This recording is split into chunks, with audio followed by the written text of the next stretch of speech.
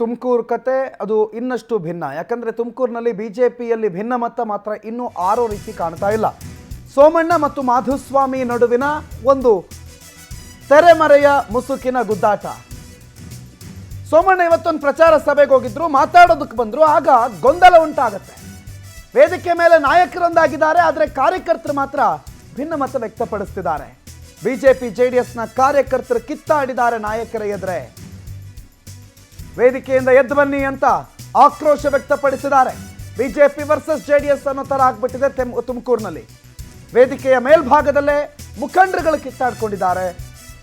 ಮಸಾಲೆ ಜಯರಾಮ್, MT ಕೃಷ್ಣಪ್ಪ ಸಮಾಧಾನ ಮಾಡೋ ಪ್ರಯತ್ನವನ್ನು ಮಾಡಿದ್ರು. 10 ನಿಮಿಷಕ್ಕೂ ಹೆಚ್ಚು ಕಾಲ ಕಿತ್ತಾಟ ಆಯಿತು. ಒಂದು ರೀತಿ ಗೊಂದಲಮಯ ವಾತಾವರಣ ಅಲ್ಲಿ ನಿರ್ಮಾಣ ಆಯಿತು. ದೃಶ್ಯವನ್ನು ಗಮನಿಸ್ತಾ ಇದ್ದೀವಿ.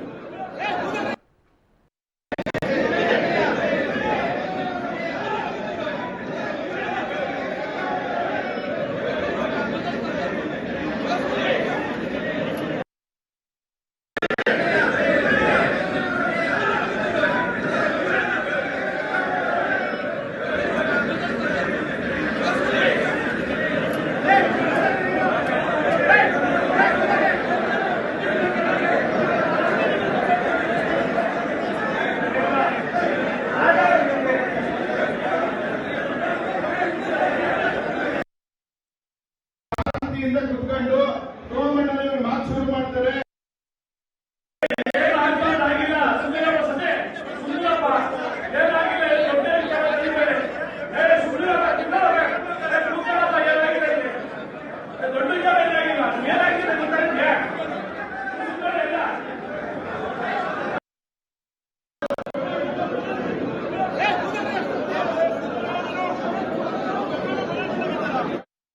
ಮಾಹಿತಿ ಕೊಡ್ತಾರೆ ನಮ್ಮ ಪ್ರತಿನಿಧಿ ಹೇಮಂತ್. ಒಂದಾಗಿರೋದು ಕುಮಾರಸ್ವಾಮಿ ಮತ್ತು ರಾಜ್ಯದ ಬಿಜೆಪಿ ಕಾರ್ಯಕರ್ತರು ಒಂದಾಗೋದು ಇದು ಆರಂಭದಿಂದಲೂ ಕೂಡ ಒಂದು ಪ್ರಶ್ನೆ ಇತ್ತು. ಅದೀಗ ಸತ್ಯ ಆಗಿದೆ ತುಮಕೂರಿನ ವಿಚಾರದಲ್ಲಿ.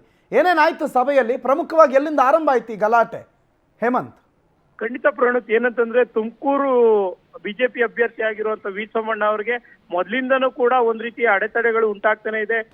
ಒಂದ್ ಕಡೆ ಮಾಧುಸ್ವಾಮಿ ಅವರ ಮುನಿಸನ್ನ ಶಮನಗೊಳಿಸ್ಲಿಕ್ಕೆ ಯಡಿಯೂರಪ್ಪನವ್ರನ್ನ ಕಳಿಸಿ ಮಾತುಕತೆ ನಡೆಸೋ ವೇಳೆಗಾಗ್ಲೇ ಈಗಾಗ್ಲೇ ಏನು ಮಸಾಲಾ ಜಯರಾಮ್ ಮತ್ತೆ MT ಕೃಷ್ಣಪ್ಪರವರ ಒಂದುಗೂಡಿಸಿ ಅವರ ಕ್ಷೇತ್ರದಲ್ಲಿ ತುರುವೇಕೆರೆ ವಿಧಾನಸಭಾ ಕ್ಷೇತ್ರದಲ್ಲಿ ಒಂದು ಪ್ರಚಾರ ಸಭೆಯನ್ನ ವಿ ಸೋಮಣ್ಣ ಅವರು ನಡೆಸಲಿಕ್ಕೆ ಮುಂದಾಗಿರುವಂತದ್ದು. ಇಲ್ಲಿ ಪ್ರಮುಖವಾಗಿ ಗಮನಿಸಬೇಕಾಗಿರುವಂತದ್ದು, ಇಲ್ಲಿಂದನೂ ಕೂಡ ಈ ಒಂದು ಕ್ಷೇತ್ರದಲ್ಲಿ ಕಾಂಗ್ರೆಸ್ನ ಪ್ರಾಬಲ್ಯ ತುಂಬಾ ಕಡಿಮೆ ಇರುವಂತದ್ದು. ಬಿಜೆಪಿ ಮತ್ತೆ JDS ಪ್ರಾಬಲ್ಯ ಇರೋದ್ರಿಂದಾಗಿ ಇವೆರಡೂ ಕೂಡ ಇಲ್ಲಿ ಬದ್ಧವೈರಿಗಳಾಗಿ ಕಾರ್ಯವನ್ನ ಮಾಡ್ತಿದ್ದಂಥದ್ದು. ವಿಧಾನಸಭಾ ಚುನಾವಣೆಗಳಲ್ಲಿ ಇಬ್ರು ಕೂಡ ನೇರವಾಗಿ ಏನು ಎಲೆಕ್ಷನ್ ನಲ್ಲಿ ಪೈಪೋಟಿಯನ್ನ ನಡೆಸ್ತಾ ಇರುವಂತದ್ದು. ಆದ್ರೆ ಈ ವಿ ಸೋಮಣ್ಣ ಅವರು ಮುಖಂಡರುಗಳನ್ನ ಒಂದು ಮಾಡಿ ಇವತ್ತು ಸಭೆಯನ್ನ ಮಾಡ್ಲಿಕ್ಕೆ ಮುಂದಾದಾಗ ಕಾರ್ಯಕರ್ತರು ಆ ಒಂದು ಸಭೆಯಲ್ಲಿ ಕಿತ್ತಾಡ್ಕೊಂಡಿರುವಂತದ್ದು ನಾವು ವಿಡಿಯೋದಲ್ಲಿ ನೋಡ್ಬೋದು. ಕಾರ್ಯಕರ್ತರು ಯಾವ ರೀತಿಯಾಗಿ ವೇದಿಕೆ ಮೇಲ್ಗಡೆನೆ ಕಿತ್ತಾಡ್ಕೊಂಡಿರುವಂತದ್ದು. ಇಲ್ಲಿ ವಿ ಸೋಮಣ್ಣ ಅವರು ಏನು ಮಸಾಲಾ ಜಯರಾಮ್ ಅವರ ಮಾತನಾಡುವಂತ ಸಂದರ್ಭದಲ್ಲಾಗ್ಲಿ, MT ಕೃಷ್ಣಪ್ಪ ಅವರು ಮಾತನಾಡುವಂತ ಸಂದರ್ಭದಲ್ಲಾಗ್ಲಿ ಯಾವುದೇ ಗೊಂದಲ ಇರಲಿಲ್ಲ. ಆದ್ರೆ ವಿ ಸೋಮಣ್ಣನವರು ಮಾತನಾಡೋಕೆ ಬಂದಂತ ಸಂದರ್ಭದಲ್ಲಿ ಅಲ್ಲಿ ಬಿಜೆಪಿಯ ಮುಖಂಡರು ಮತ್ತೆ JDS ನ ಮುಖಂಡರುಗಳ ನಡುವೆ ಒಂದಷ್ಟು ಮಾತುಕತೆ ನಡೆಯುವಂತದ್ದು. ನೇರವಾಗಿ ಅಲ್ಲಿ ವಾಗ್ವಾದವನ್ನ ಮಾಡ್ಲಿಕ್ಕೆ ಎರಡೂ ಪಕ್ಷದ ಕಾರ್ಯಕರ್ತರುಗಳು ಮುಂದಾಗುವಂತದ್ದು. ಈ ಸಂದರ್ಭದಲ್ಲಿ MT ಕೃಷ್ಣಪ್ಪನವರು ಮತ್ತೆ ಮಸಾಲೆ ಜಯರಾಮ್ ಅವರು ಅವ್ರನ್ನ ಏನು ಆ ಭಿನ್ನಮತವನ್ನ ಶಮನಗೊಳಿಸಲಿಕ್ಕೆ ಮತ್ತೆ ಅವ್ರನ್ನ ಸಮಾಧಾನ ಮಾಡ್ಲಿಕ್ಕೆ ಮುಂದಾದ್ರೂ ಕೂಡ ಸುಮಾರು 10 ನಿಮಿಷಗಳ ಕಾಲ ಗೊಂದಲದಲ್ಲಿ ಈ ಸಭೆ ನಡೀತು ಅಂತಾನೆ ಹೇಳ್ಬೋದು Pranod. Right, okay, thank you Hemanth ಮಾಹಿತಿಗೆ. ನೋಡಿ, ಸಾಮಾನ್ಯವಾಗಿ ಇಂಥದ್ದೇ ಆಗೋದು. JDSನ ಮತ್ತು ಬಿಜೆಪಿಯ ಒಂದು ಹೊಂದಾಣಿಕೆ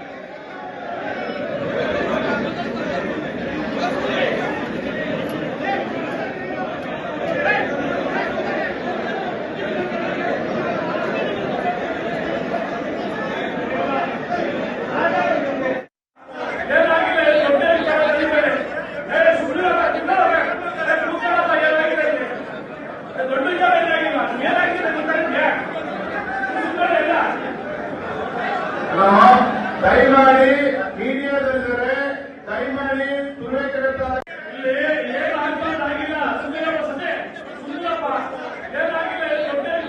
ದೃಶ್ಯಗಳನ್ನು ಗಮನಿಸ್ತಾ ಇದ್ರೆ ಇಲ್ಲಿ ಬಿಜೆಪಿ ಮತ್ತು JDSನ ಕಾರ್ಯಕರ್ತರ ನಡುವೆ ಒಂದು ರೀತಿ ಮುಸುಕಿನ ಗುದ್ದಾಟ ಆಯಿತು. JDS ಮತ್ತು ಬಿಜೆಪಿಯ ನಾಯಕರ ವೇದಿಕೆ ಮೇಲೆ ಒಂದೇ ವೇದಿಕೆ ಮೇಲೆ ಇದ್ರು, ನಾಯಕರೆಲ್ಲ ಒಂದಾಗಿದ್ರು. ಸೋಮಣ್ಣ ಮಾತಾಡೋದಕ್ಕೆ ಬರ್ತಾ ಇದ್ದಂತೆ JDSನ ಕಾರ್ಯಕರ್ತರು ಒಂದೇ ಸಲ ಎದ್ದು ನಿಂತರು ತಮ್ಮ ನಾಯಕರುಗಳನ್ನು JDS ನಾಯಕರುಗಳನ್ನು ಕೆಳಗಿಳಿರಿ, ವೇದಿಕೆ ಮೇಲೆ ಕೂರಬೇಡಿ ನೀವು ಅನ್ನೋ ಮಾತನಾಡೋದಕ್ಕೆ ಆರಂಭ ಮಾಡಿದ್ರು.